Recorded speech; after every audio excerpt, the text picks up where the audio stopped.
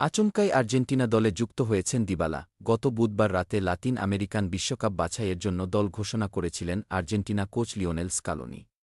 ২৮ সদস্যের সে দলে ছিলেন না রোমা ফরোয়ার্ড পাওলো দিবালা। আচমকাই সিদ্ধান্ত বদলেছেন স্কালোনি। দলে ডেকেছেন ৩০ বছর বয়সী এই ফুটবলারকে।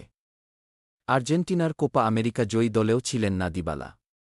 এ বিষয়ে কিছুটা সমালোচনার মুখেও পড়তে হয়েছিল স্কালোনিকে।